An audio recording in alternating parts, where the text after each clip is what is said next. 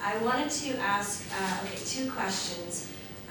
If somebody on the panel could comment on the legality of what Jason Kenney has been doing in India and China, where he's trying to basically do that migration control, and he's calling people bogus refugee claimants and trying to stop the boats even from leaving. If someone could comment on that. And also, just another question, were they, because I heard in some media reports that the boats were refused in Thailand and Australia. The Sunsea was refused in Australia and Thailand, but then didn't it originate from Thailand? So I'm curious if somebody could just inform me on that point, because I thought they were already in Thailand and then were the smugglers, the travel agents, I thought they said, hey, we've got this boat, it's falling apart, but who can pay us to go? So I'd like to be to know what happened there. Do you want to I'm not aware of the details of that. As I've been briefed myself, I didn't visit any of the refugees myself, so that detail is not known to me. Like obviously at some point they left Sri Lanka and went to Thailand, but then they got on the boat in Thailand, right? Okay, so they weren't exactly refused in Thailand, it's just they didn't want to stay because they had no status in Thailand. They had no status. So it's important, you know, some of the media reports made it sound like they could have stayed in Thailand. Well, they weren't being actively rounded up by Thai authorities, but they had no status to remain in the country. If they would have tried to work or in any way regularize their status, they would have run into severe difficulty and were at risk of being deported. And just to add to that, I think my understanding is that Thailand doesn't enforce a visa for Sri Lankans to come there. I think along with, at least until recently, Singapore. But so those are places you can get to without being excluded. Yeah, as a visitor. Does somebody want to deal with a question around Jason Kenney? Yeah, is that legal? Well, you know, there's nothing to stop Canada from negotiating arrangements with other countries. I mean, we negotiated an arrangement with the United States, despite a lot of opposition, both in Canada and in the US, from the refugee advocacy communities. So countries can go ahead and do that. And so long as those arrangements don't violate the letter of our obligations under international treaties and our own Charter of Rights, then that's fine. You know, so there are ways to work out a regional arrangement with India, for example, that would be acceptable. But what wouldn't be acceptable was to say, well, the agreement is to send all the Tamils to India and they're going to be in detention camps, right? That wouldn't be okay. So if it was, India's going to set up an asylum procedure and all of these individuals are going to have a fair refugee hearing, and if their cases are found genuine, we're going to allow them to remain in India with the right to work and freedom of movement and everything else, or we're going to assist in resettlement to a third country. There's nothing inherently illegal about that. But what I've been suggesting is that it seems like the Harper government thinks it can organize solutions that don't meet our legal obligations, right. And that would be very problematic. You know, we have yet to see what the measures really are, right? There's been just kind of little floats put out, but no details. There's one other thing to add here is we talk about the Refugee Convention, but there's also international human rights treaties that Canada's party to, and in some cases India might be part of the same treaty. It makes it that much easier to sort of talk about if there's complicity, you're both bound to this. And so the question then becomes, do international human rights treaties apply to things we arrange offshore if we're sort of co-perpetrators of it? I mean, I think the jurisprudence is quite clear from the international system that they do, especially the Covenant of Civil and Political Rights. Canadian Supreme Court can't get its mind around that with respect to the Charter and even interpreting it in light of international human rights law. So there's all kinds of conundrums about whether human rights norms apply to the arrangements we might be party to abroad. But just for example, if the pith and substance, to go back to constitutional law, of an agreement with India is that they're going to be put in a detention camp that is problematic from a human rights law perspective, that I have no problem saying that in law, we're complicit in a way that attracts our international human rights obligations. Now, there's some debate about how far actions and conduct outside of the country is covered by your obligations under the Human Rights Treaty, but I would say that's covered. The second point is there's an interesting, the boat airplane thing here again. Because, I mean, we all see, I'm not an expert in refugee law at all, but we all see at many airports the folks standing on the ramps, rechecking passports, etc. And it's part of a cooperation program with the states that have the airports abroad. And ostensibly the hook is a violation of the technical rules of Canadian immigration law. If you don't have the right passport and the visa and all that stuff, then you can be refused. But it's also a way of preventing bona fide refugees from getting to Canada if they don't have either the right documents or if they don't have good fake documents, right? And that's what happened with Mexico, right? Yeah. But here, but so that technicality nobody seems to be saying that's an illegality to stop somebody at an airport from getting on a plane. And I think that's partly because the plane is scheduled to go straight to Canada. So it's pretty clear that one could say it's an international juridical cooperation thing. It's technically our immigration laws that you're helping us enforce, and we know that they're trying to get to Canada, they don't have a visa or whatever. The boat is a bit different. So, theoretically, a boat could leave port and it does not have to say where it's going until it's X number of hours from port by the rules of the law of the sea, maritime law. And so, if part of the deal were to prevent boats from leaving port, not just, because that's the language Kenny seems to have used on at least one occasion. Can you help us prevent these boats from leaving? That's an entirely different game. And so I think there's a difference between boats and planes. Because then there's a huge freedom of movement issue. Because there's no clear determination that they're going to end up in Canada. It sounds like a technical argument.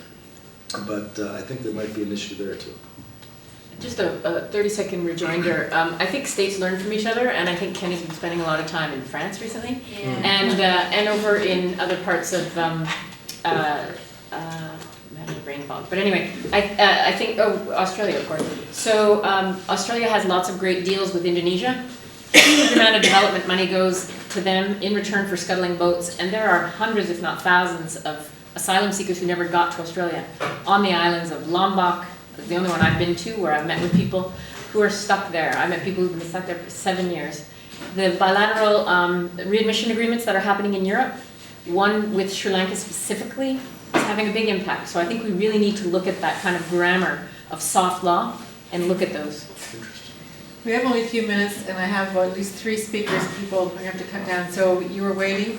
I think you were there, and someone here. Can you ask your questions together, and then we'll try to wrap up.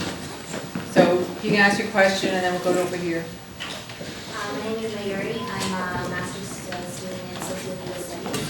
And my question is based on the topic that was the discourse on terrorism. And I believe it was Sherry Aiken that mentioned that, all of you mentioned that we feel the predominant view is that these are terrorists and it's a threat to national security. And in the media, that's what's being portrayed. So my question is, Sherry Aiken mentioned that if in fact they are a threat to national security, you're confident that there's a process that will indicate that or determine that for good.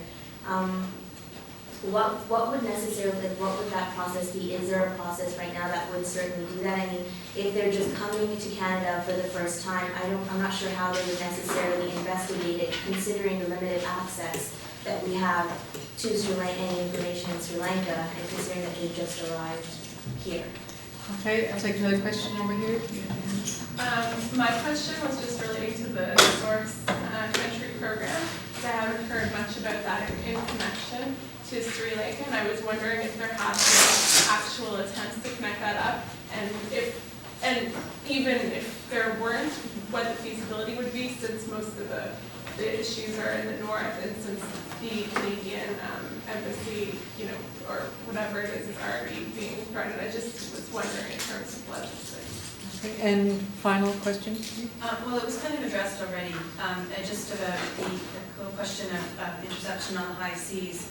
And is non-refoulement the strongest argument against that, or do we have something else that governs the actions of Canadian officials on those ships and restricts their actions to something that is tied to Canadian jurisprudence or not? And also, I just wanted to point everyone to a piece in the National Post by James Hathaway very recently about smuggling and why we need smugglers, why they're helpful to refugees. So that was a really good piece.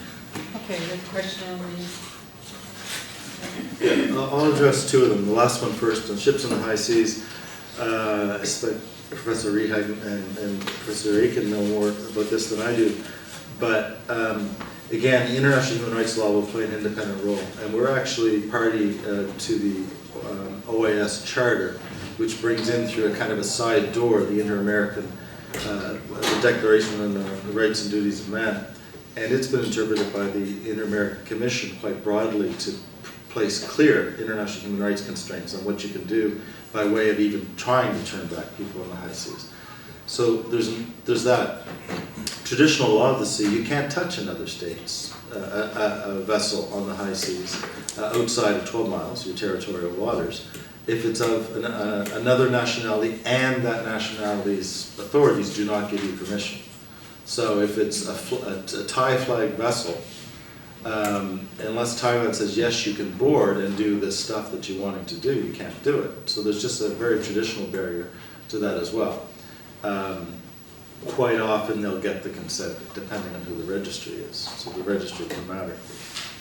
On the second thing, the short answer on the issue of how would they know somebody's arriving for the first time that they're a security threat, well, it's called, part of it's called intelligence sharing between the Sri Lankan security authorities and our security folks, CSIS and probably the RCMP.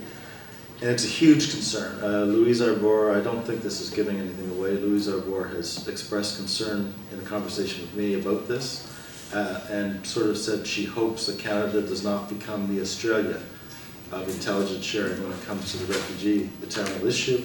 I'm not sure of everything that she has in mind, but the issue is that there's reasons to worry about the quality of the information and the mere fact that we're supplying information about a person to the Sri Lankan security authorities can have consequences.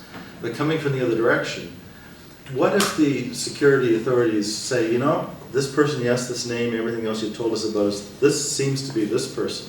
And they've committed crimes against humanity during the war, okay, or war crimes as well. And we will prosecute them for that, right? Well, that automatically puts this person into the category of not just being excluded for national security reasons, but being excluded under a provision of the Geneva Convention that allows exclusion from the very chance to claim refugee status if there's reason to believe that you've committed a crime against humanity or war crime. And so there are ways to make allegations that will cut people out of the refugee stream, and then put all of the weight of analysis then becomes on whether they're then going to be deported because they have there's a real risk that they'll be treated badly if they are sent back to be prosecuted as opposed to persecuted. So I'm a little bit muddled on some of the different ways in which the intelligence stuff can factor in, but there is intel sharing going on, or at least we just assume there is. And then question, I guess, is the source country applicants. Well, they're not on the designated list, as Sherry pointed out, but would we agree that they should be considered for such designation? I guess, no, the question was. But it wouldn't be a viable solution. Your point really was, how helpful is it going to be? Because if there are people at risk in the north of the country, how are they going to get to the embassy? And that's precisely why I said that even if we expand the source country eligibility list and Sri Lanka was put on it, it still wouldn't be the answer to this particular policy dilemma. We still have to ensure that people can arrive by boats, is my response. And your question, I think, aptly highlights that. I think that's a fine comment to end our discussion. People can arrive by boats, and hopefully there'll be more welcome. Thank you very much to our panel members, and thank you everyone.